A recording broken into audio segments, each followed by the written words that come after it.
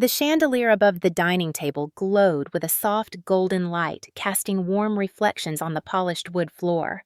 The table was laid out perfectly like something from a Thanksgiving commercial. A roasted turkey sat in the center, its skin glistening with butter and rosemary. Bowls of mashed potatoes, cranberry sauce, and gravy surrounded it. Glasses of wine were half full. It was supposed to be a family celebration. But Mara Collins sat quietly at the far end of the table, her hands in her lap, her breath steady but shallow. She had learned over the years to make herself small in this house. Small meant safe. Ethan Kane was already drunk. His cheeks were flushed, and the way his eyes lingered on Mara was not the gaze of a brother. It was mean. It was dangerous. A bottle of red wine sat next to his plate. He had drained most of it himself. Every few seconds he chuckled to himself as if he were carrying a private joke. Douglas Kane. Mara's stepfather was slowly swirling his wine glass, pretending not to see the tension in the room. Vivian Collins. Mara's mother was tapping her fork against her plate like a metronome. Ethan leaned back in his chair, his words slurred. "So, Mara, how is your little lab job, still pretending to be someone important?" Mara inhaled slowly. She knew this pattern. First the jab, then the escalation. "It's not pretending," she said evenly. "It's my career." Ethan laughed loud enough to make the chandelier tremble. Douglas didn't look up. Vivian sighed as if Mara had caused a scene by simply answering. Ethan pushed his chair back abruptly. The legs screeched against the floor. The sound cut through the quiet like a blade. Mara tensed but stayed seated. Ethan stood swaying slightly and glanced at the carving station near the kitchen. A large kitchen knife lay beside the serving platter. He picked it up without a word. The blade caught the light like a thin sheet of ice. Douglas sipped his wine. He didn't even flinch. Vivian adjusted her bracelet and muttered, "Not tonight." Ethan took a step forward. His movements were loose and heavy, the steps of a drunk man who didn't care about consequences. Mara's pulse hammered against her ribs. She thought he would wave the knife around and spit another insult. But his eyes had shifted into something colder. The way predators look at prey. "Sit down," Vivian murmured, not to Ethan but to Mara. Ethan lunged. It wasn't theatrical, it was fast. Mara twisted instinctively. The world blurred into the flash of the blade and the crash of her chair toppling backward. Pain exploded through her back like fire. The knife sank deep and her breath fractured into shards. The air left her lungs with a soundless gasp. Her hands clawed at the tablecloth as she fell to her knees. The white linen dragged down with her pulling silverware and glasses into a storm of broken glass and spilled wine. Douglas didn't move. He simply leaned back in his chair as if someone had spilled gravy, not blood. Vivian looked down at her daughter and laughed. Not a nervous laugh, not a shocked laugh. It was soft, cruel amusement. "Mara," she said lightly. "Stop being dramatic." Ethan was breathing hard, still holding the knife, the metal slick with her blood. Mara pressed her hand against the wound. The warmth soaked through her fingers. Douglas shook his head and spoke without a trace of urgency. "He's drunk. Don't ruin dinner." The chandelier light shimmered above them. Ethan staggered back, dropping the knife. It clattered on the hardwood floor. The sound rang out too clearly in a room that refused to acknowledge the bleeding woman in its center. Mara tried to breathe, but her lungs stung. Every inhale burned. Her vision blurred, but she could see the tablecloth now stained crimson where it pooled beneath her. Vivian was already picking up her wine glass again. Ethan collapsed into his chair, breathing through his teeth like a child who had thrown a tantrum. She wanted to scream. But years of living in this house had taught her something. Screaming would only feed them. So instead, she moved slowly. Her trembling fingers reached for the smartwatch on her wrist. She pressed the emergency button hidden on the side. A silent SOS signal pinged out, reaching the one person who had never turned away from her. Evelyn Hart. The world tilted slightly as the blood loss began to drain the strength from her muscles. She slid fully to the floor. Her cheek pressed against the cool hardwood. Above her, the chandelier lights fractured into soft golden stars. The smell of turkey wine and warm bread filled the air. The sound of cutlery resumed. Her parents did not get up. No one ran for a towel. No one dialed 911. Vivian sipped her wine. Douglas cut another piece of turkey. Ethan let out a quiet burp. Mara's hand smeared a streak of blood as she dragged it closer to her stomach. Her breath rattled. Her chest rose and fell shallowly. She had imagined this night many times. She had imagined confrontation, maybe a slap, maybe shouting. She had never imagined silence. Her head tilted slightly. She could see the tablecloth dangling toward the floor, perfectly white, except for the red spreading outward from its center. I bled out on my mother's white tablecloth, she thought. She never even stood up. The chandelier swayed gently, though no one had touched it. Or maybe she was the one fading. The house remained quiet, except for the soft clink of cutlery. Outside, in the distance, a faint siren began to wail. She wasn't sure if it was real or just her mind searching for mercy. Inside at the table, no one looked at her. The night that should have been warm and full of family became the night everything shattered. The white tablecloth, the silence, the family that never was. And as she stared at the legs of the table where her blood pooled into the grooves of the hardwood, Mara Collins knew something had finally broken for good. Mara Collins used to believe that Thanksgiving was about family, about warmth and belonging, about the way her father used to whistle while carving the turkey. Back then, the kitchen smelled like cinnamon and orange peel, and the house was filled with laughter. She was 14 when that version of her life ended. Vivian Collins, her mother, remarried quickly after Mara's father passed away. Douglas Kane moved in with his son Ethan, and a house that once felt open and bright became a narrow hallway where Mara always seemed to be in someone else's way. The first Thanksgiving after the wedding was the night she understood what it meant to be invisible. The day started like any other holiday morning. Vivian had her hair perfectly set, the house smelled like roast and pie, and Douglas barked orders as if he owned every square inch of it. Ethan had taken over Mara's favorite seat at the kitchen counter. He was 17, then already loud, already cruel. He leaned against the fridge, popping open a can of soda and smirking at her like she was trespassing in her own kitchen. Mara hovered near the doorway, clutching a book to her chest. Vivian waved a dismissive hand without even looking at her. "Mara, don't just stand there." "Go set the table," Ethan snorted. "Yeah, make yourself useful, little maid." Douglas laughed at the joke as if it were perfectly normal. Mara swallowed hard and placed the book down on the hallway table. She began laying out plates and silverware, careful not to make a sound. She had learned early that silence was safer than answering back. Her father had once told her she had a quick wit, but that voice had no place in this new house. By the time guests arrived, Ethan had already spilled soda on her shirt. He did it deliberately, tilting the can as she passed by with a tray of glasses. The cold liquid soaked through the fabric, but what stung more was Vivian's reaction. "For heaven's sake, Mara," her mother hissed, "go change." "You look sloppy." Ethan grinned behind her back as she climbed the stairs. That was the first small betrayal she remembered clearly. The laughter that followed was not warm. It was the kind of laughter that closes a door on someone standing outside. She changed into a plain sweater and came back down. No one had noticed she was gone. They were already toasting, already eating. Vivian was radiant in her cream dress. Douglas was holding court at the head of the table, and Ethan was basking in the glow of being the favorite. Mara took her place at the edge quietly, as if she were a guest in her own home. Later that night, after the pie was cut, after Vivian and Douglas opened another bottle of wine, the real fracture happened. Ethan flicked a piece of pie crust at her. It hit her cheek and stuck for a moment before falling to the plate. Douglas chuckled. Vivian didn't look up. Mara whispered, "Stop it!"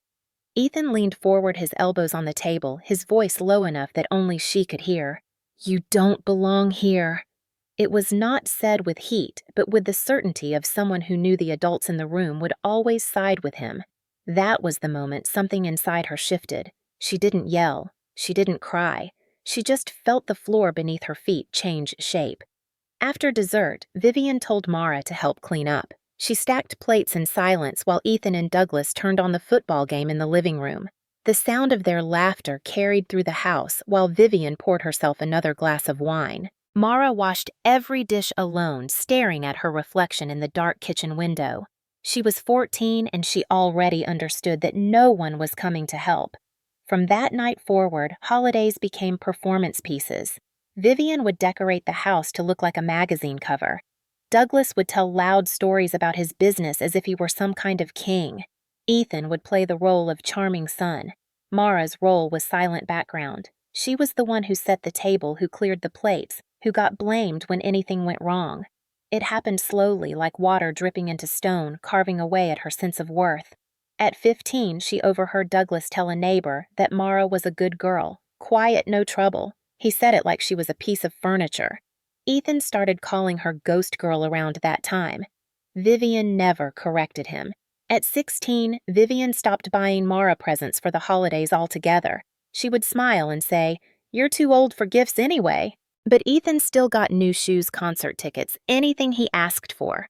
Mara got polite nods, sometimes a second-hand book if Vivian remembered. One Christmas, Ethan threw the wrapping paper at her head and called her invisible. Vivian laughed. It was never about one moment. It was the layering of 1,000 small cuts that taught Mara what she was worth to them. By 17, she spent more time at the library than at home. The silence of that space was kinder than the silence at the dinner table. Her father's things had been packed away, boxed, pushed to the attic. Ethan's posters and gaming equipment filled the living room. Vivian kept saying this was a new chapter, but for Mara, it was a slow erasure. On her 18th birthday, Douglas gave Ethan the keys to the old family car and told Mara to take the bus. When she said nothing, Vivian patted her hand and said, "Don't make everything about you." She lay awake that night, staring at the ceiling, listening to Ethan's loud music through the thin walls. That was when the seed of distance began to grow in her. She stopped hoping for family. She started planning for escape. She focused on school, on her grades, on scholarships. She told herself that if she became good enough, if she left and built a life of her own, none of this would matter. But family is never that easy to leave behind. The early cracks became fault lines. They would widen over the years until they finally split open on another Thanksgiving night years later, when a knife would cut deeper than any word. She did not know then, at 14, standing at the sink with her hands in soapy water, that this was the beginning of the war. She only knew it was the night she stopped feeling like someone's daughter and started feeling like someone who lived in a house where love had an expiration date. The years that followed were not defined by explosions, but by small cuts, quiet humiliations that piled up until they formed something sharp enough to bleed from. Mara Collins learned that in her house, cruelty never arrived in a single blow. It dripped slowly like a leaking faucet, impossible to ignore, but easy for everyone else to pretend wasn't there. She was 16 when Ethan Kane decided to make her his favorite punchline. It was Thanksgiving again. She had spent the entire day helping Vivian in the kitchen, peeling potatoes, setting the table, making sure everything looked perfect. She never got credit for it. Vivian called her helpful. Ethan called her the maid. When the family gathered for dessert that night, Ethan reached for the gravy boat with a smirk. His hand didn't slip. It was deliberate. A streak of thick, hot sauce splashed across the front of her blouse. The gravy was still warm, and it soaked through the fabric, burning lightly against her skin. Ethan leaned back, laughing so hard that his chair almost tipped over. Vivian sighed, not in anger at him, but at her. "Mara," she said with practiced irritation, "you're making a scene." Douglas added, "She's too sensitive." She stood there, sticky, humiliated, the room spinning a little from how fast everyone had turned on her. No one asked if she was hurt. No one told Ethan to apologize. The gravy stain set deep into the fabric. It was the kind of thing she would remember for years. At 17, it was her final high school awards night. She had worked for months to maintain her grades, volunteering at the hospital on weekends, building a future she could escape into. Vivian and Douglas promised to come. When she stepped on the stage to receive her award, she searched the crowd for their faces. They were not there. Ethan was at a party. Vivian was at dinner with Douglas. Mara stood under the bright lights, the applause hollow in her ears. She told herself she didn't need anyone. But when she walked out into the parking lot alone, clutching her certificate, she felt that old sting settle somewhere deep in her chest. At 19, she earned a scholarship. Vivian threw a small dinner, but not to celebrate Mara. It was to talk about how much Ethan was struggling. "He needs support," Vivian said, stirring her wine. "We all need to make sacrifices." Ethan lounged on the couch, scrolling through his phone, not even pretending to care. Mara listened in silence as they discussed how her scholarship money could free up household expenses, which of course meant funding Ethan's mistakes. "Miss Perfect is quiet," Ethan finally muttered. "Probably thinks she's too good for us now." Douglas laughed. Vivian shook her head and said, "Don't talk to your sister like that," but her tone was soft, indulgent. There was no real rebuke. There never was. Mara felt the words like hands closing around her throat. She didn't cry. She didn't even argue. She learned to store the pain somewhere quiet. By 20, she had moved into a small apartment closer to her medical program, but the micro-traumas didn't disappear. They traveled with her stitched into her skin. Every holiday, Vivian would call guilt sharp as a scalpel. "You never come home anymore, Mara. Ethan misses you." She knew it was a lie. Ethan didn't miss her. He missed having someone to target. One Christmas she returned out of obligation. Ethan had started drinking more heavily by then, his insults louder, more slurred. He spilled beer on her shoes and called her Army Barbie even though she wasn't in the military. He said it because he knew her dreams of working in military medical research mattered to her. Douglas chuckled. Vivian rolled her eyes as if Mara was the one who had caused trouble by existing in the same room as him. At 21, when Mara received her acceptance letter to a military hospital program, Vivian barely reacted. "That's nice," she said flatly, then added, "You'll be far from home." "Maybe that's for the best." It sounded like a blessing, but felt like an eviction. Ethan, overhearing, laughed and said, "Yeah, go play doctor. Someone has to make this family proud." She understood then that nothing she achieved would ever make her enough for them. They didn't see her as their own. They saw her as a threat to the story they told themselves. Vivian needed Ethan to be the golden son. Douglas needed a daughter who didn't speak, and Ethan needed a target to make himself feel bigger. They each got what they wanted. She became smaller and quieter until silence was a habit, but silence didn't erase the memory of every hot sauce stain, every ignored award, every insult disguised as a joke. It carved her into someone who no longer expected softness from anyone. By 22, Mara learned how to wear her quiet like armor. She smiled at work, she spoke with calm precision, but beneath it lived a long list of wounds no one had seen or cared to acknowledge. These were not grand tragedies. These were tiny things that ate away at the edges of a person until nothing fit right anymore. They made her doubt her worth, made her think love was always something you had to earn. It was a slow undoing, a careful disassembly of who she used to be. She had grown up surrounded by people who didn't hit her with fists. They hit her with laughter, with silence, with casual cruelty they called normal. That was why, when Ethan eventually picked up that kitchen knife when the blade pierced her back, it didn't feel like the beginning of anything. It felt like the end of a story that had been unfolding drop by drop for years. The crack did not come in a single moment of violence. It came in silence. Mara Collins was 21 the night she finally understood that her family had never been her family. It was the night of her college graduation, a night she had worked toward for years, building something of her own with quiet determination. The auditorium was filled with families waving signs and clapping loudly as names echoed through the speakers. Fathers shouted from the bleachers. Mothers held up phones to record their children stepping into the world. When her name was called, she walked across the stage with her back straight, her heart pounding, and a smile fixed on her face. She told herself they were there somewhere in the crowd. She had texted her mother the time she had called the house the day before. Vivian had promised she would come. Douglas had said nothing, but she thought maybe he would follow Vivian's lead. Ethan was never really part of the equation. She looked out into the ocean of faces, searching for even one familiar shape. There was no one. Her stomach dropped, but her feet kept moving because the ceremony didn't care about broken families. She shook hands, accepted her diploma, and smiled for the camera. The flash went off, but behind that moment, there was no applause waiting for her. When she walked off the stage, she saw classmates hugging their parents. A girl next to her burst into tears when her dad lifted her off the ground in celebration. Another classmate's mother handed her a bouquet of sunflowers. Mara walked alone through the crowd with her diploma clutched in one hand and her phone in the other. There was a single unread message from Vivian. "Sorry, sweetie. Ethan had a rough day. We'll celebrate later." Rough day. That was all it took to erase years of work. One drunk man's bad mood was more important than her degree. She stood at the edge of the parking lot as families streamed past her, climbing into cars decorated with banners and flowers. The late spring air was warm, but it felt cold against her skin. She didn't cry. She didn't scream. She just stared down at the text message until the screen dimmed. Something quiet inside her shifted a subtle but irreversible click. It was like a hairline fracture becoming a break. She knew in that moment that she could win every award in the world, and it still wouldn't be enough for them to show up. A week later, she called home. Vivian picked up on the third ring, her voice light distracted. "Hi, honey, how was the ceremony?" Mara's hand tightened on the phone. "You know how it was."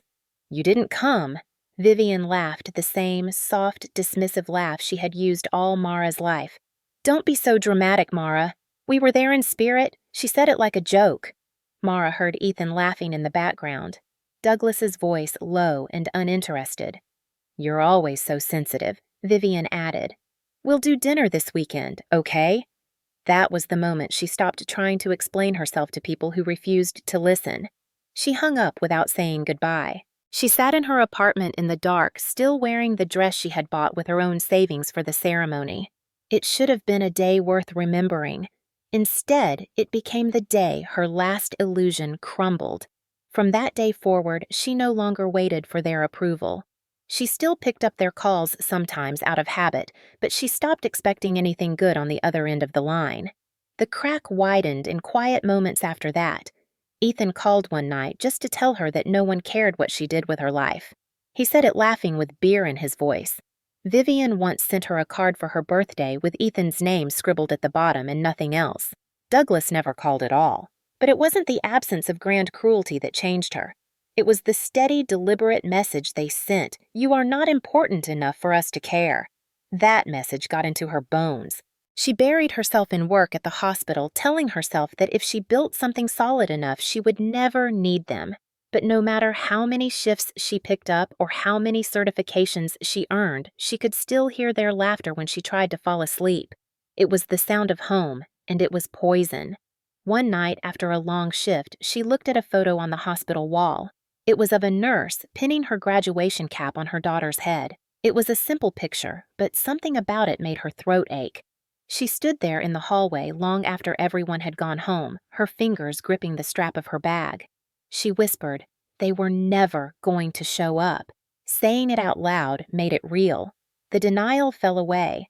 The quiet fracture became a fault line. She stopped going home for holidays after that. She stopped explaining her choices to Vivian. When Ethan called her selfish for missing Christmas, she said nothing. When Douglas accused her of abandoning the family, she turned off her phone.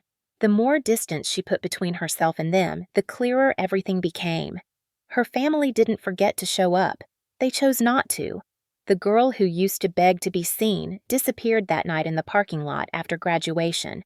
What was left was someone colder, someone who had finally learned that love meant nothing if it was always one-sided.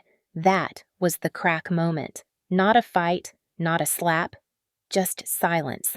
It was the sound of a door that would never open again. The siren reached her before she passed out. Mara Collins remembered it later in fragments, like looking at a broken mirror. There was the sound of boots on the porch.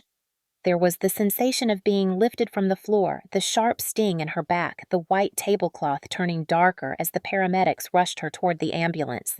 She tried to keep her eyes open, but everything blurred. When she woke up, she was not in her childhood home anymore. She was in a hospital room that smelled like disinfectant and quiet. A heart monitor beeped softly beside her.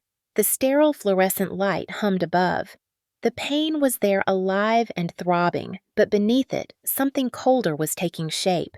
At first, she thought she was alone, but then she heard a familiar voice from the corner of the room. "You've got a pulse like a war drum," Evelyn Hart said. She was leaning back in a chair with her scrubs still on, hair tied back, face tired but steady. Evelyn was not family. She was a colleague, a nurse, someone Mara had met during her internship at the hospital. But unlike everyone else Evelyn had seen her, not just the polished, quiet version Mara showed to the world, she had seen the exhaustion behind it. "How long have I been here?" Mara asked, her voice hoarse. About 6 hours. You lost a lot of blood. Lucky you had that emergency beacon on your watch. Otherwise, we wouldn't be having this lovely little reunion. Evelyn leaned forward, elbows on her knees. Do you want to tell me what the hell happened? Mara stared at the ceiling, at the cracks in the paint, at anything except Evelyn's eyes. She didn't want to say it. She didn't want to make it real. But Evelyn waited with that steady, silent patience that made lying impossible. Ethan Mara finally whispered, Thanksgiving dinner. He stabbed me.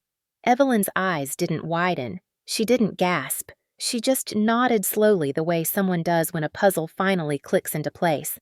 I knew something was wrong, she said quietly. You never go home without your guard up. Mara almost laughed, but it came out as a sharp breath. My mother told me to stop being dramatic. Evelyn closed her eyes for a second. When she opened them, the warmth was still there, but something sharper lived underneath. Then we're not dealing with a family argument. We're dealing with a war zone. Over the next few days, Evelyn stayed close.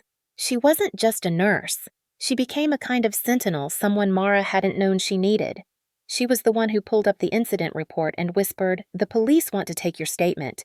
You don't have to decide right now, but understand this, Mara. People like your stepbrother and your parents, they count on your silence. Mara turned her face toward the window. Snow had started to fall outside, coating the parking lot in white. Silence had been her armor for years. It had kept her from provoking them, kept her from being swallowed whole.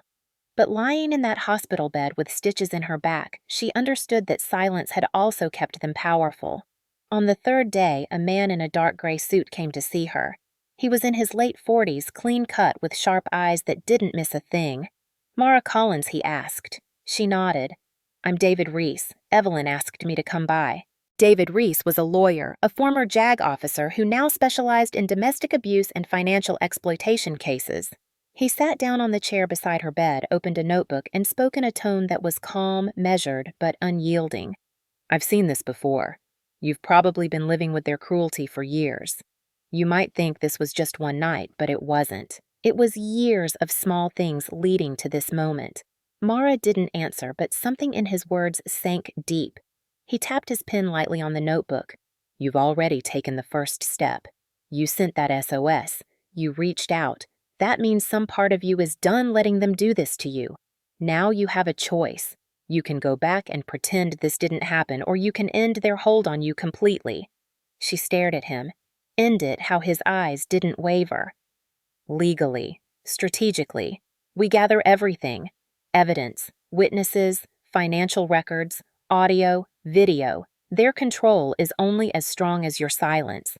Data is ammunition, she repeated the words quietly to herself. Data is ammunition. It didn't sound like a therapy phrase.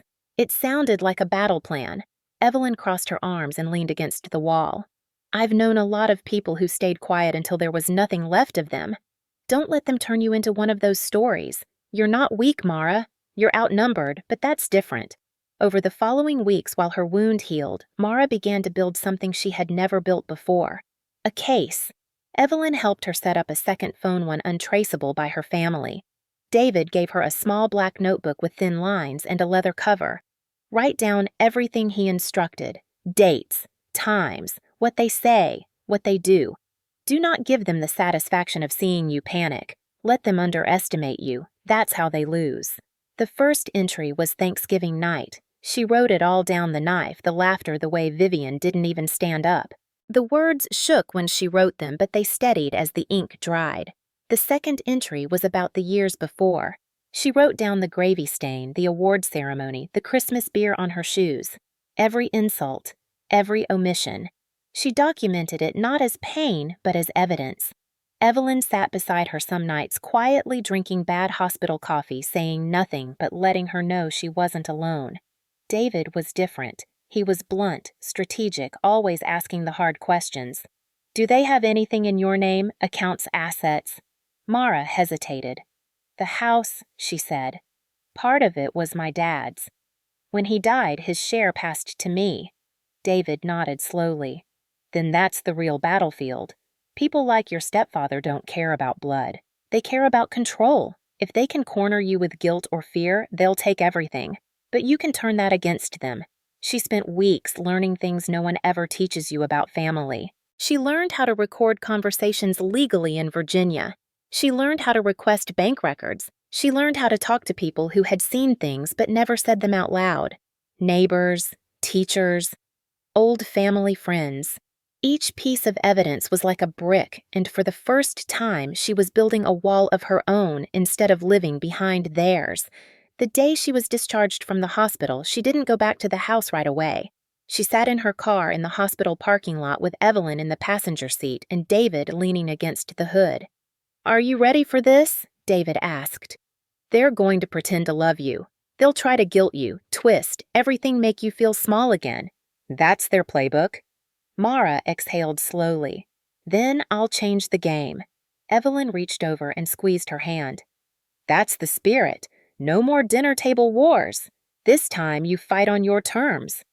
Driving back to Richmond was like driving toward a battlefield. The neighborhood looked the same quiet and respectable, with wreaths hanging on the doors and lights strung along fences.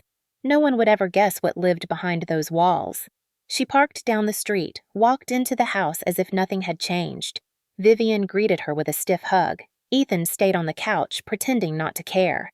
Douglas nodded without standing. They didn't ask about her wound. They didn't ask how she felt.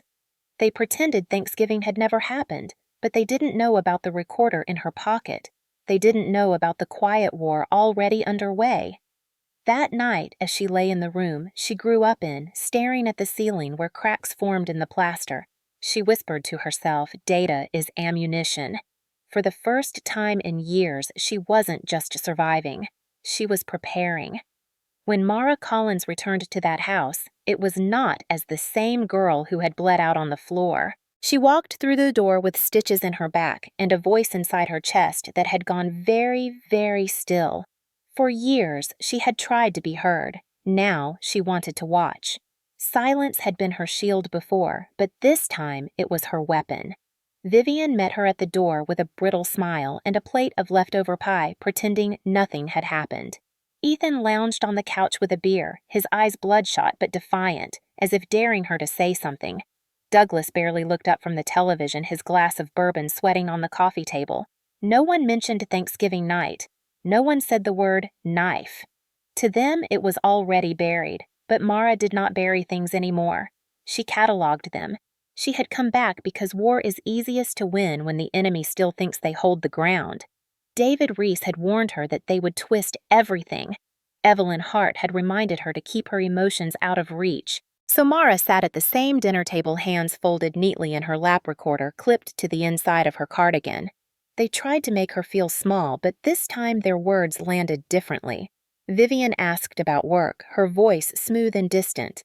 "Are you planning to finish your program? I mean, after everything?" Ethan laughed softly at the end of the table. He didn't need to finish his sentence.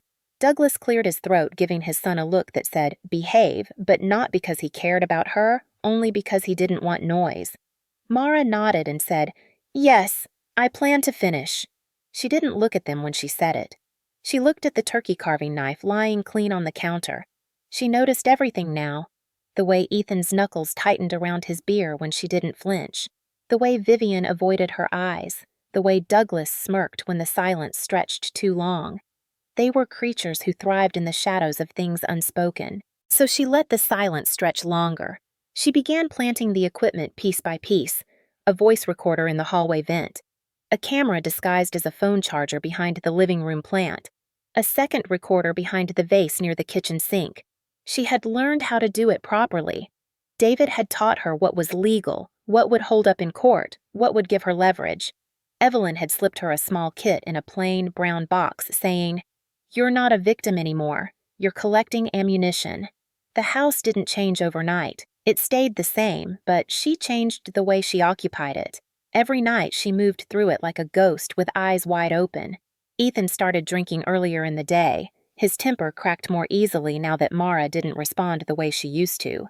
He threw a beer bottle at the wall one afternoon, shattering it just inches from her shoulder. She didn't scream. She pressed the hidden button on her watch and let the recorder do its work. Vivian entered, moments later, saw the glass on the floor and sighed. "Mara, why do you always provoke him?" Ethan laughed at that proud like he'd won something. Douglas didn't even look up from his chair. Mara walked to the sink, cleaned up the glass with careful movements, and said nothing. She wasn't interested in arguing anymore. Arguments gave them power. Silence built a case. Over the weeks that followed, she watched as Ethan unraveled.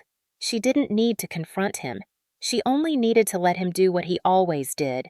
He yelled. He slammed doors. He got drunk and screamed insults down the hallway. He called her names. He spat venom that had been hidden behind his grin for years. This time, every word lived on tape. Vivian continued her quiet manipulation. She cornered Mara one morning in the kitchen, the smell of coffee hanging in the air, and said, "You know he didn't mean it. He's just under stress. He's family." Mara looked at her mother and felt something colder than hate. It wasn't rage. It was understanding. Vivian would never protect her. She never had. "We're family," Vivian repeated as if the word alone could erase blood on the tablecloth. Mara simply said, "I know then," turned back to the sink. She recorded that conversation too. Douglas tried a different tactic. He leaned on guilt, the old weapon. "You should help your brother," he said one night. "He's struggling." "We're all struggling. You have resources, a good job." "He doesn't." Mara sat across from him at the kitchen table and looked at the man who had been a wall between her and her mother for a decade. "I have nothing to give him," she replied. He stared at her as if she had spoken a foreign language. She had spent her entire life bending. This was the first time she didn't. He raised his voice then. Called her ungrateful, said her father would be disappointed in her. The old line. But now there was a small red light blinking in the vent above their heads. Evidence. Weeks passed, and Ethan's behavior worsened. One night, he stormed into her room, smelling of cheap whiskey, demanding money. "You're living off my dad's house," he slurred. "That's mine. You owe me." Mara stood by her dresser, her hands steady her phone recording from the inside of her sleeve. "It's not your dad's house," she said quietly. "Half of it was my father's. It's mine." Ethan's face twisted. He shouted curses, shoved a lamp off the dresser. It shattered into pieces. Vivian appeared at the door, arms crossed her face hard and cold. "Mara, stop provoking him!" Mara didn't respond. She just stared at her mother, and in that silence, Vivian's certainty faltered for a moment. Ethan slammed the door and left muttering curses that bled into the hallway. Mara walked over to the recorder and saved the file. Each incident layered onto the next until she had hours of audio and video. David called it the slow choke. He told her not to confront them too early. "Let them tighten the noose themselves," he said over the phone. "Let their cruelty be their own undoing." Evelyn checked in on her almost daily. She wasn't family, but she acted more like one than anyone in that house. "You're holding steady," Evelyn said one evening over coffee. "You're not reacting." "That's good. That's how you win." Mara didn't feel like she was winning. She felt like she was living inside a minefield, one wrong step away from an explosion. But now, at least, she had the map. Christmas came and went without celebration. Ethan got drunk and broke the banister. Vivian said nothing. Douglas slammed a door. Mara sat in her room that night, listening to the sound of their chaos through her headphones, watching the footage she had collected. It wasn't just evidence. It was a record of every time they had tried to make her small. It was their reflection. She wasn't the fragile one anymore. She was the observer. One night, she walked into the living room after Ethan had thrown a chair against the wall. Vivian was on the phone with a neighbor pretending everything was fine. Douglas was asleep in his chair. The room smelled like alcohol and stale air. Mara stood in the doorway and felt no fear. She felt calculation. She whispered to herself, "Almost." She didn't know if they heard her. It didn't matter. The Cold War had become her war. She didn't have to fight them directly. She just had to keep the lens open, keep the recorders rolling, keep her heart quiet and her mind sharp. Every insult was another nail. Every shove, every guilt trip, every dismissive laugh they didn't know they were tightening the ropes around their own throats. She did, and that was enough. The trigger did not come from a scream or a fist or a threat. It came from something quieter and more deliberate. It came from the moment they destroyed the last thing her father had left her, It was a Saturday morning when the house smelled of coffee and stale liquor. Mara Collins had learned to live in that house like someone living behind enemy lines. She woke early to check her recorders and cameras, adjusting batteries, labeling files. By then, she had hours of footage enough to make even the most polished family portrait rot from the inside out. Ethan had been drinking again the night before. She could hear him in the kitchen clinking bottles as if they were trophies. When she walked downstairs, the first thing she saw was the workbench in the corner of the living room. It wasn't just a piece of furniture. It was her father's old medical kit, the one he had used when he was a field medic. She had kept it since the day he died. She had polished it every year. She had kept the instruments wrapped carefully in the leather case, the one thing that made the house feel less like theirs and more like his. Ethan was standing over it now, his hand wrapped around the metal handle, his movements clumsy but dangerous. "What are you doing?" she asked, her voice flat. Ethan smirked without turning. "Cleaning house." She stepped closer, careful, her hand slipping toward her pocket where the recorder was already on. "Put it down." He didn't. He lifted the case and let it slam onto the floor. The sound of metal instruments hitting wood was sharp enough to make her flinch. He kicked it once hard, sending scalpels and clamps scattering across the floor like bones. "It's just junk," he slurred. "Nobody cares about your dead dad's toys." Something inside Mara went cold, not hot. She crouched down to gather the scattered instruments, her fingers shaking only slightly. Each piece she touched carried the weight of someone who had loved her once. Ethan's laughter filled the room, loud and stupid. Vivian appeared in the doorway with her robe tied tight around her waist, her hair messy from sleep. She looked at the mess, then at Mara. "You're making a scene again." Mara lifted her head slowly. "He broke it," she said. Vivian crossed her arms. "Stop provoking him. You know how he gets when he drinks." Ethan kicked another piece across the room, nearly hitting the wall. Douglas emerged from the kitchen, coffee mug in hand, his expression bored. "What's going on?" Vivian gestured lazily toward Mara. "She's overreacting again." Ethan grinned like a child being rewarded. "She's acting like I killed someone." Mara stood. She didn't shout. She didn't cry. She looked at her mother, then at Douglas, then at Ethan. "You just broke the only thing I had left of my father," she said evenly. "Good," Ethan muttered. "Now you can stop pretending he was some kind of hero." Douglas didn't flinch. Vivian rolled her eyes. In that moment, the air in the room shifted. For years, they had chipped away at her. This was the swing of the hammer that cracked the wall. Ethan wiped his mouth with the back of his hand and added softly, "You're nothing here, Mara." She stared at him and saw him clearly for what he was. Not a monster, not some powerful figure, just a weak, bitter man who had lived off the protection of people who looked the other way. Her heart didn't pound. It slowed down. She picked up the last instrument from the floor, placed it carefully in the box, and whispered more to herself than to him. "It ends now." She didn't think he heard it, but she saw something flicker in his expression. A small, unsteady flash of unease. Later that day, she was in the kitchen when he came up behind her holding a mug of coffee. She could feel his breath before she smelled the alcohol. He bumped her shoulder hard. The coffee splashed onto her hand, scalding it. She didn't pull away. She just stared at him.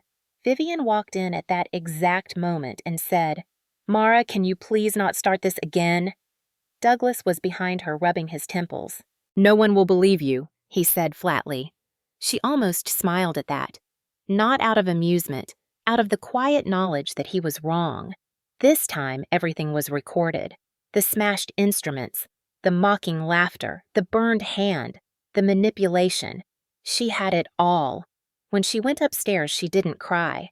She wrapped her burned hand in a towel and sat on the edge of the bed. Her father's photograph hung on the wall, a quiet witness to a life she had spent trying to survive. She looked at it and said out loud, "You don't get to die twice." Not because of them. That night, Ethan came home drunk again. He yelled down the hallway, calling her names. Vivian stood at the bottom of the stairs, arms crossed, saying nothing. Douglas poured himself another drink. Mara didn't respond. She pressed record. She let their ugliness pour out of them like sewage filling the memory cards she had hidden around the house. They didn't even notice anymore. They had grown so used to her silence they mistook it for weakness. In the days that followed, she began setting the final stage of what David called the exposure net. She collected every shred of what they said, every bruise, every broken piece, every insult. She uploaded it all to a secure cloud folder David had set up for her. She didn't tell them she was leaving, but she began moving her personal things out, little by little. She kept her tone soft and empty when they spoke to her, giving them nothing to feed on. They didn't know they had already lost. The trigger event wasn't about rage. It wasn't even about revenge. It was about clarity. They had destroyed the last piece of her father's legacy. In doing so, they stripped away the last illusion she'd been holding on to. They had never loved her. They had tolerated her presence because they thought they could control her. But the girl they thought they could control was gone. The woman who was left was patient, steady, and dangerous. She stood at the edge of the broken workbench that night and whispered again, "It ends now." For the first time, the house felt smaller than she did. The day of the trap was quiet, almost unnaturally, so the kind of winter day where the air itself seemed to hold its breath. Mara Collins stood in front of the mirror of her small apartment and buttoned her coat slowly. It wasn't an outfit for battle, but it might as well have been armor. David Reese had told her that exposure only works when the enemy doesn't know they're walking into it. Evelyn Hart had slipped her a hand warmer that morning at the hospital and said, "You don't owe them fear anymore." Those words sat in her chest like a stone she could grip. The plan was simple, clean, surgical. Douglas Kane had been pushing for weeks, pressuring Mara to sign over her father's share of the house, claiming Ethan needed it to get back on his feet. In their heads, she was still the silent daughter, the one who could be cornered with guilt. What they didn't know was that the meeting at David's law office wasn't a negotiation. It was an execution, not with violence, with truth. Mara arrived at the office 15 minutes early. It smelled faintly of old books and strong coffee. David was already there, dressed in his usual gray suit, his expression as calm as ever. "You ready?" he asked. She nodded. He slid a small tablet across the desk to her. "Everything is loaded, audio, video, timestamps. Once this starts, you stay quiet. Let them talk. They will dig their own graves." She sat down at the long wooden table and adjusted the sleeves of her coat. Her pulse was steady. She wasn't the girl bleeding on the floor anymore. She was the one holding the detonator, and they didn't even know it. 20 minutes later, the door opened. Vivian entered first, wearing a cream coat that made her look like the perfect suburban matriarch. Douglas followed, his hands tucked into his pockets, a practiced look of superiority on his face. Ethan trailed behind them, bloodshot and restless, the smell of alcohol faint on his clothes. He didn't bother to greet her. Vivian smiled thinly. "Mara, honey, it's good we're finally talking like a family." David didn't smile back. He gestured toward the chairs. "Please have a seat." They sat, believing this was just another family drama to smooth over. Vivian placed a manila folder on the table with fake warmth. "We just want to get things settled. It's better for everyone." Douglas nodded as if he were being generous. Ethan muttered something about his right to the house. Mara didn't interrupt. David began with a tone that sounded professional neutral. "Thank you for coming. As you know, today's meeting is regarding the ownership and future of the Collins property." Vivian folded her hands. "Of course. Mara understands that it's only fair to help her brother out." Ethan smirked at the word brother. Mara felt nothing. David leaned forward slightly. "Before we get into signatures, I want to make sure we're all clear on the circumstances." Douglas scoffed. What circumstances? David didn't answer with words. He tapped the tablet. The conference room lights dimmed slightly and a large monitor behind him lit up. At first, it was only audio. Ethan's voice drunk and loud. "You're nothing here, Mara." Vivian's voice followed, sharp and cold. "Stop provoking him." Douglas's bored tone. "No one will believe you."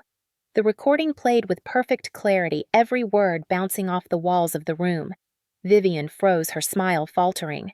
Ethan blinked, confused at first, then panicked. "What is this?" Douglas leaned forward, his voice low. "Turn that off." David didn't flinch. "No, let's not turn it off." The next clip was video from the living room camera, Ethan throwing a beer bottle at the wall, Vivian blaming Mara, Douglas ignoring it. The next clip was Ethan screaming in her doorway. Then the sound of glass breaking, then Vivian whispering to him to teach her a lesson. Each clip hit like a hammer. Not loud, not rushed, but deliberate. Mara watched their faces, not the screen. Vivian's carefully constructed facade began to crack. Douglas's jaw clenched tighter with each second. Ethan's hands twitched on the table. When the footage of Thanksgiving night played, the room turned to ice. There was the clink of cutlery, the laughter, the sound of the knife, Vivian's voice soft and mocking. "Mara, stop being dramatic." The last image was Mara on the floor, blood pooling beneath the tablecloth while no one moved to help her. The silence that followed was heavy and real. David finally spoke. "I'm sure you recognize your own voices." Vivian tried to recover her voice, trembling. "This is taken out of context. Families fight. Things happen. She's trying to ruin us." David's tone remained steady. "The context is clear. You are witnesses to an assault and chose to do nothing. You manipulated and threatened my client. You attempted to pressure her into signing over property that belongs to her. And I believe that's just the legal part. The moral part is something else entirely." Douglas's face flushed deep red. "You can't prove anything." David clicked another tab. "Actually, I can. This is all admissible. It's been submitted to the police, and to the bank, and to your creditors, and of course a copy has already been placed with the prosecutor's office." Ethan stood abruptly, his chair scraping against the floor. "You lying!" David raised a hand without even looking at him. Two uniformed officers stepped through the doorway. They had been waiting outside the entire time. Ethan Kane, one of them, said calmly, "You're under arrest for aggravated assault and domestic violence." Ethan backed away, his words slurred and frantic. No, she's lying. Mom. Dad! Say something." Vivian didn't move. Douglas didn't move. The officers cuffed him and read him his rights as his face twisted into something between rage and fear. Vivian finally found her voice, but it was too late. "Mara, please. We're family. We can fix this." Mara turned her head slowly to meet her mother's eyes. There was no hatred there, just a quiet final distance. "No," she said softly. "You can't fix what you never cared to protect." Douglas tried to bluff. "You won't win this. Families don't go to prison." David's voice cut through the room like glass. "They do when they think they're untouchable." Vivian's hands trembled as the officers led Ethan out. The door closed with a soft click that sounded like the end of something old. David leaned back in his chair. "The property will be transferred fully to you, Mara. I'll have the papers finalized by tomorrow." Vivian whispered something about betrayal. Mara buttoned her coat and looked at the woman who had called her dramatic as she bled on the floor. "Betrayal happened a long time ago," she said. Douglas didn't meet her eyes. Vivian didn't move. Mara walked toward the door without looking back. Outside, snow had started falling again, soft and quiet. Nothing like the storm inside that room. Evelyn was waiting by the car, arms crossed against the cold. "It's done," she asked. Mara nodded. "It's done." Evelyn looked at her not with pity, but with a kind of respect that Mara wasn't used to. "You didn't just survive," Evelyn said softly. "You burned the rot down." Mara glanced back at the glowing windows of the law office. Her family's carefully built image had finally shattered in the one place they could not control. She wasn't bleeding this time. She was walking away on her own 2 feet. This was what justice looked like. Not loud, not vengeful, just precise.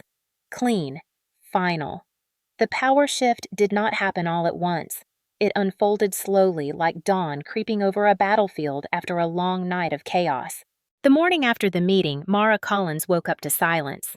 Not the cold, suffocating silence of her mother's house, but the kind that carried weight, meaning closure. Her phone buzzed non-stop emails from David Reese.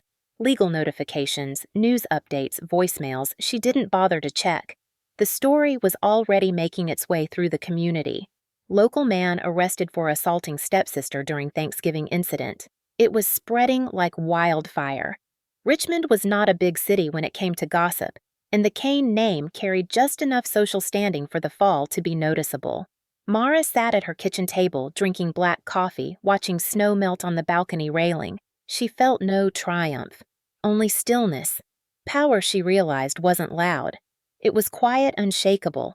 It was the freedom to stop flinching every time the phone rang. David called mid-morning. "Ethan's in custody," he said. The police found more when they searched the house: illegal firearms, unregistered liquor, evidence of fraud tied to Douglas's accounts. "It's unraveling faster than we expected." Mara listened, her fingers wrapped around the mug, its warmth grounding her. "And Vivian?" David hesitated for a moment. "She's not under arrest, but the prosecutor has questions about her involvement. She's already tried calling my office 3 times. "Don't answer," Mara said softly. David chuckled dryly. "Didn't plan to. You've won, Mara. Don't let them pull you back into their game." After he hung up, she sat in the stillness, letting the words settle. "You've won." It didn't feel like victory. It felt like release.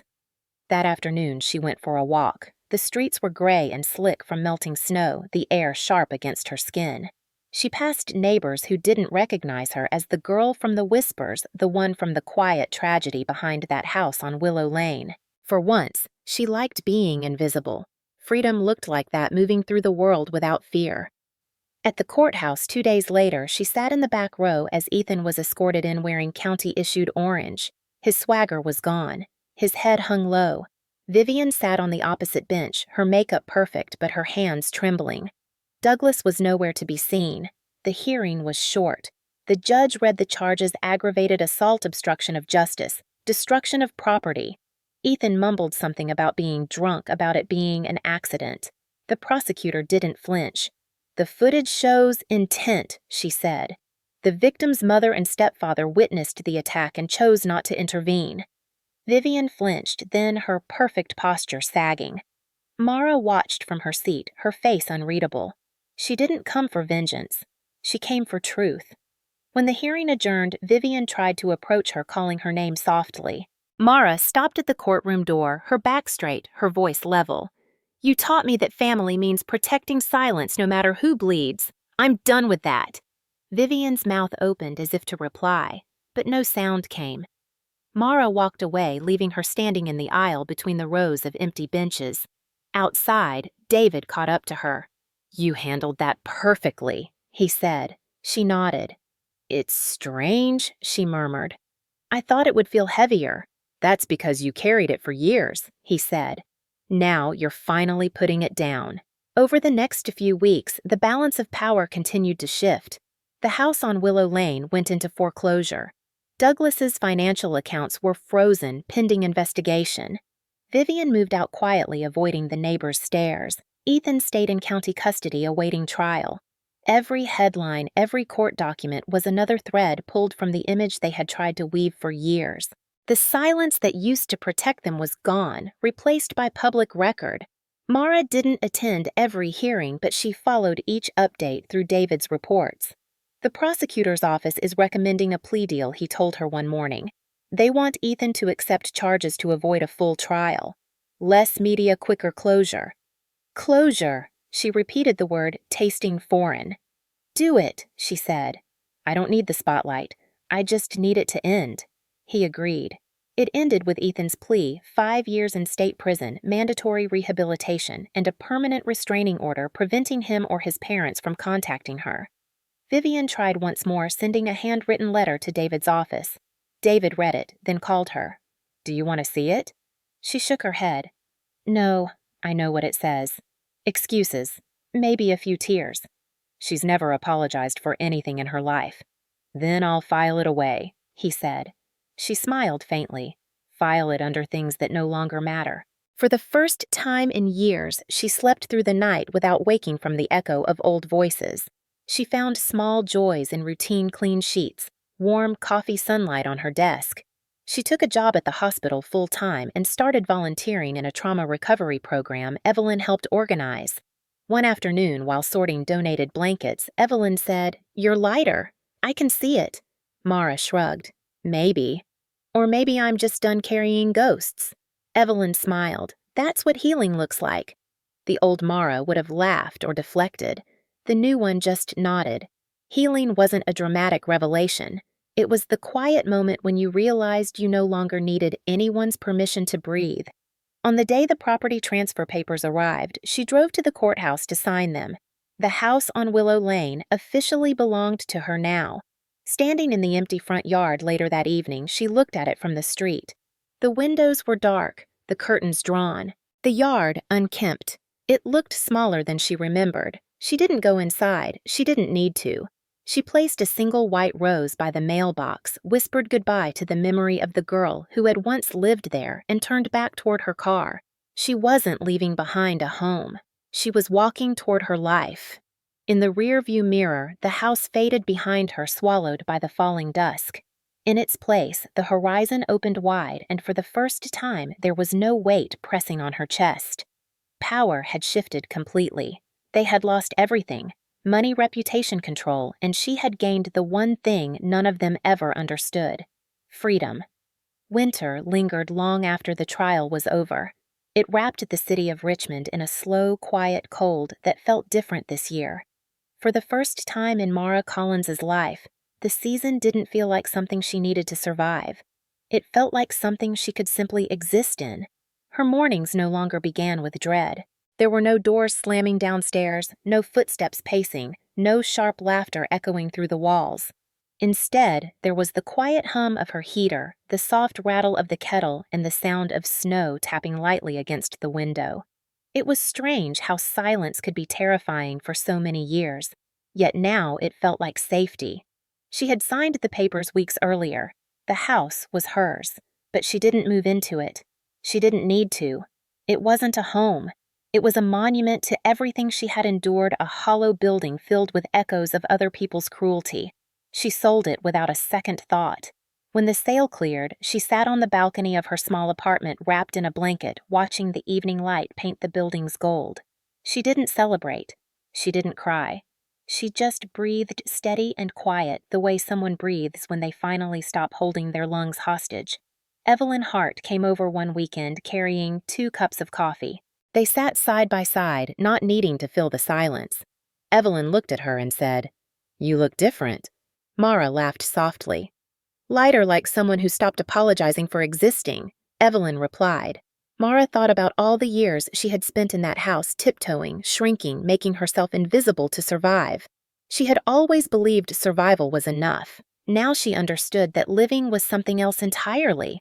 The world was still imperfect. The past was still carved into her. But the grip was gone. It no longer defined her. In the weeks that followed, she returned to work full-time at the military hospital. The first time she stepped into the ward, the fluorescent lights no longer felt cold.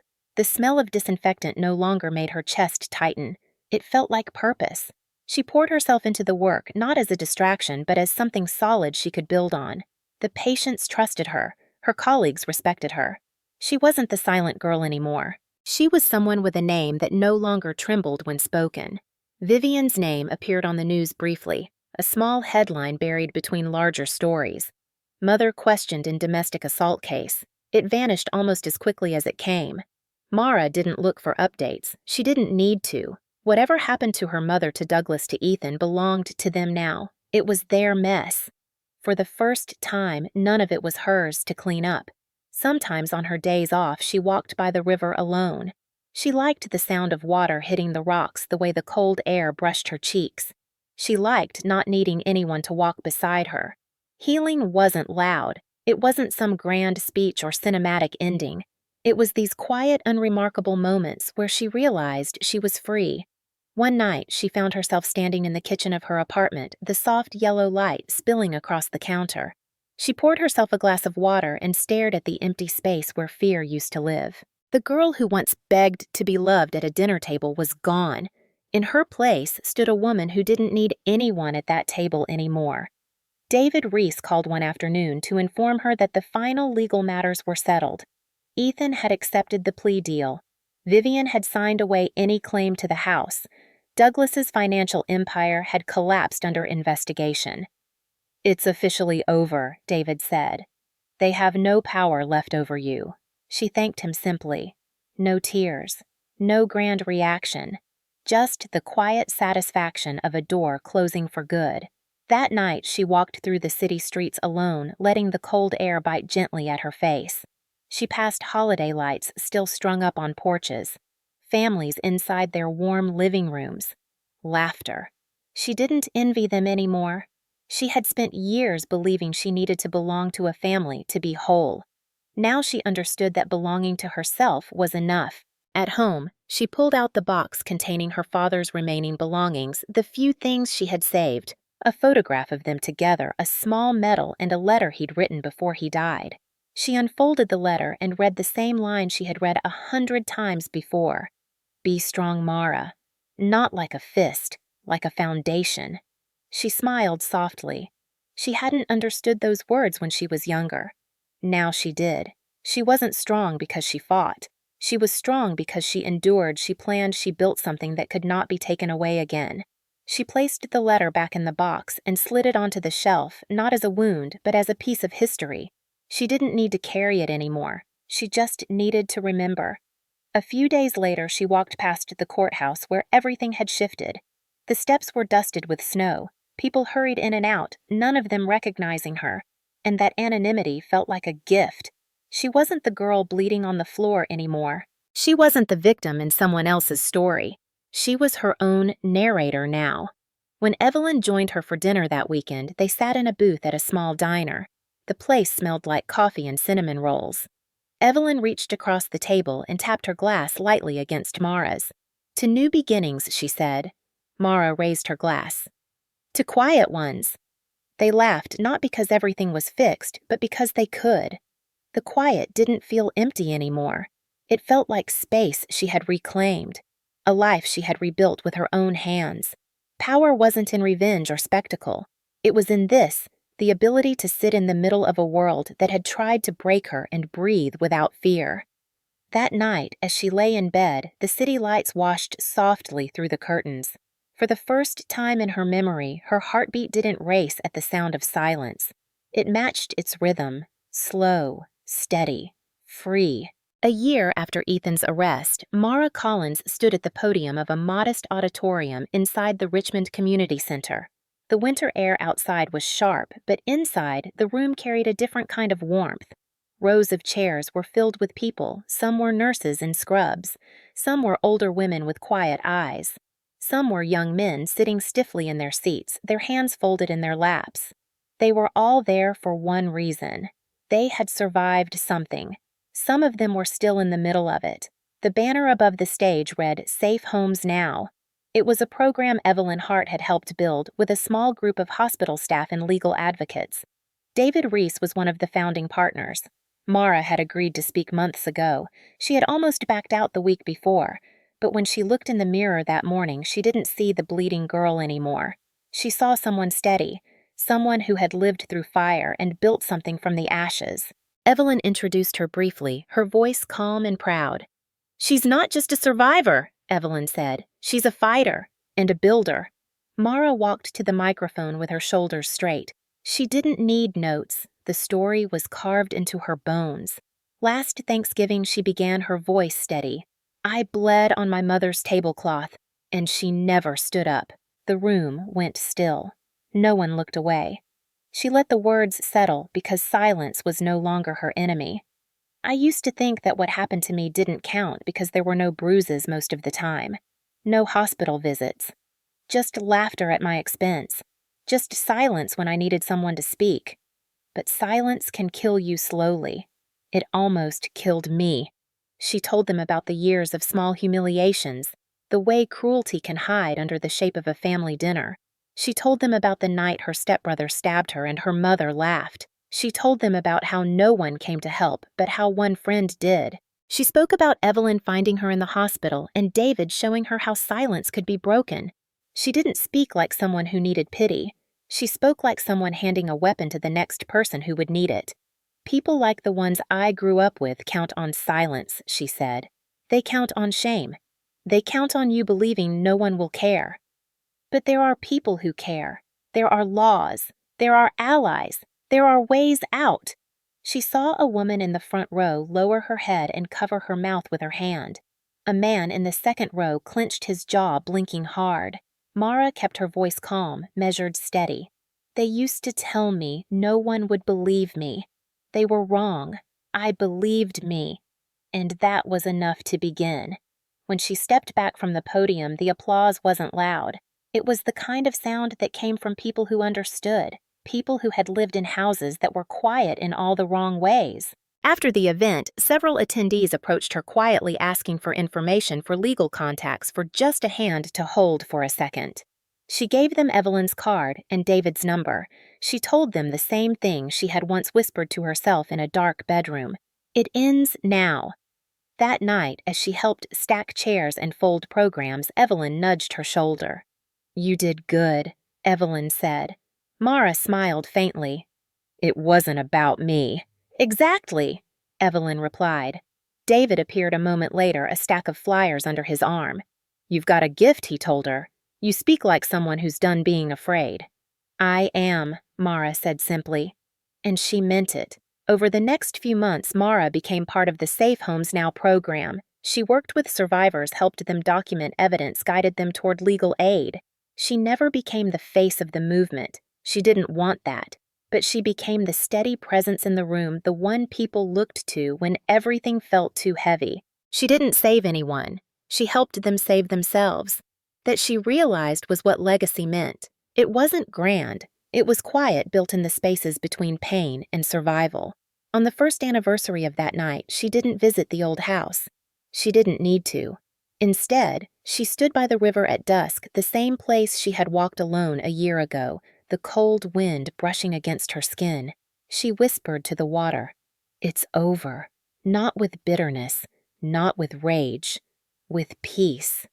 Mara Collins never imagined her story would echo beyond the walls where it began. For most of her life, she believed pain lived quietly hidden behind closed doors, dressed up like a family dinner. But the truth had a way of tearing through the fabric of lies, and now she stood in the soft winter light, no longer waiting for someone else to speak for her.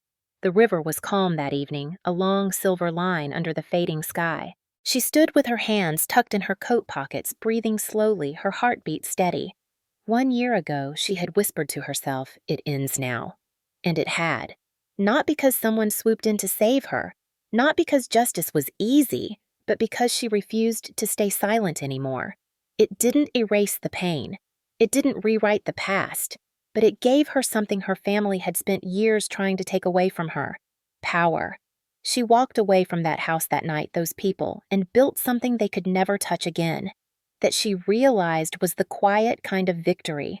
She wasn't telling her story for sympathy. She was telling it because someone out there right now was sitting at a dinner table with people who laughed at their pain, and they needed to know it wasn't normal. Someone was lying awake, listening to footsteps in the hall, wondering if their silence was the only thing keeping the peace.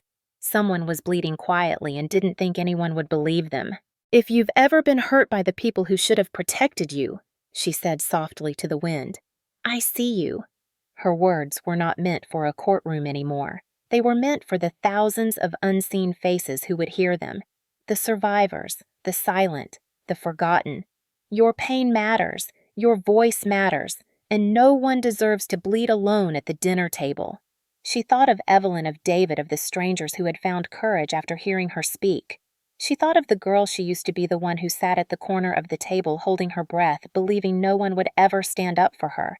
She wished she could reach back through time and tell that girl one simple truth.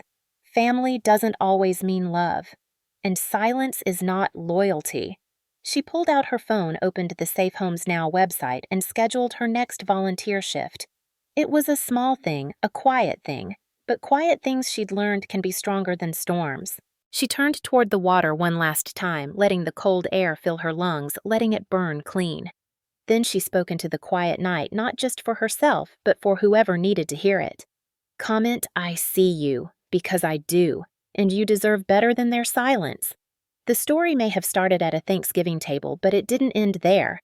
It ended with her standing alone and unafraid, the world open in front of her. And maybe, just maybe, it would help someone else find the strength to whisper their own, "It ends now."